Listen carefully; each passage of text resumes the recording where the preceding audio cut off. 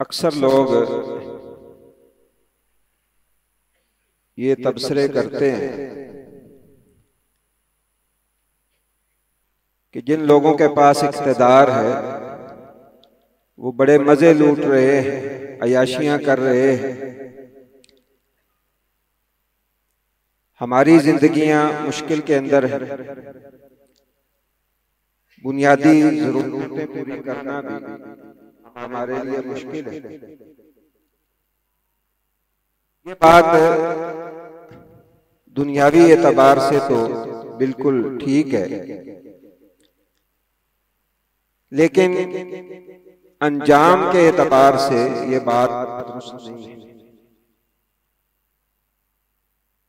हम मुसलमान आम तौर पे जो ज़ाहिरी चीजें हैं उनके ऊपर नजर रखते हैं, या जो आर्जी मुश्किलात होती हैं उनको पेश नजर रखते हैं, या जो आखिर जो है जल्दी मिलने वाली या आर्जी सहूलतें हैं वो हमारे पेश नजर होती हैं।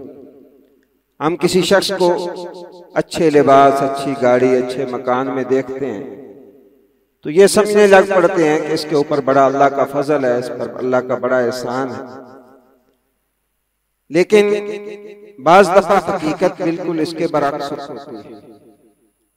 इक्तिदार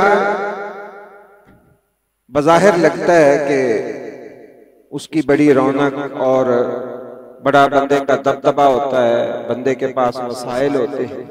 इक्तिदार का नशा फिर जिसको लग जाता है फिर उसके उतरने का नाम नहीं लेते।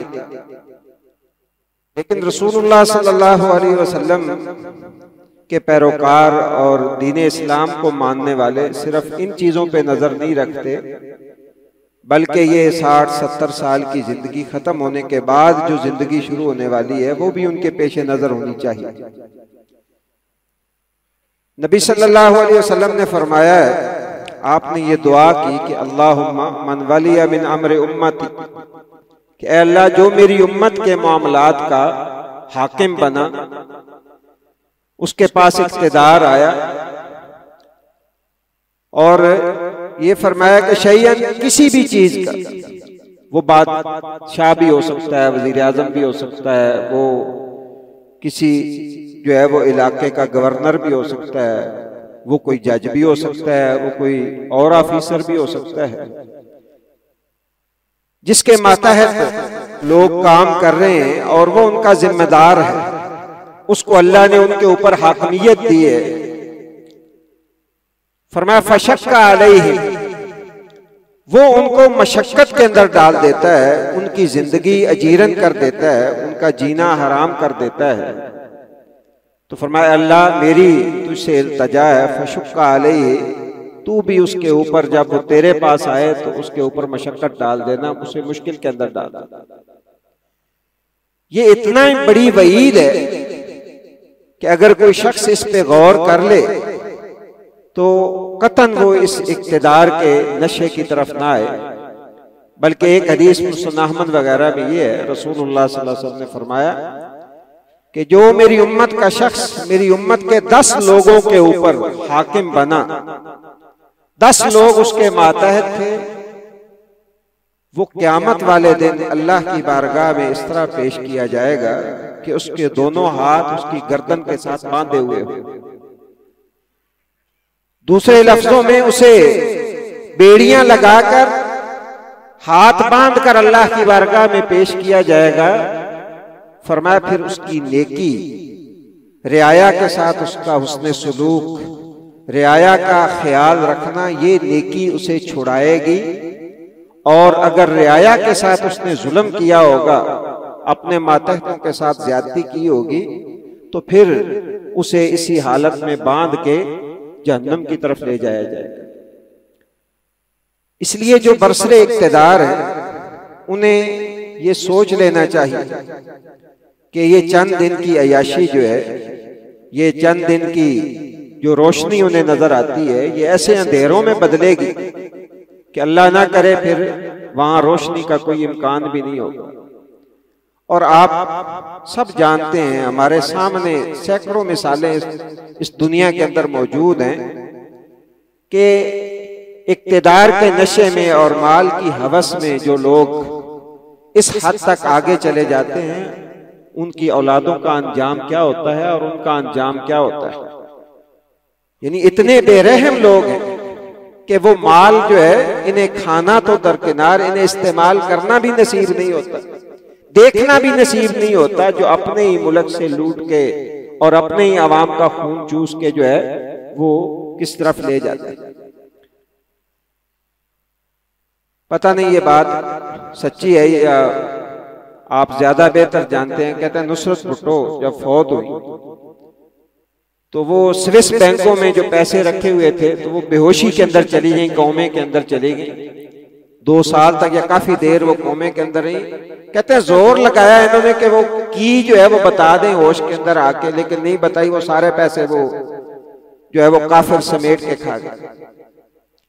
ऐसा कई लोगों के साथ, यानी ये सिर्फ जो हुक्मरान है इनके नहीं, कितने लोग ऐसे हैं जिनकी दौलतें ऐसे ही जो है वो चली जाती हैं, उनको पता ही नहीं होता। ना औलाद के काम आती हैं, ना मुल्क के काम आती हैं, ना ही जो है वो किसी जो है वो इंसान के काम आती हैं, बल्कि वो दुश्मन जो है वो लेके अपने तौर पे इस्तेमाल करते हैं।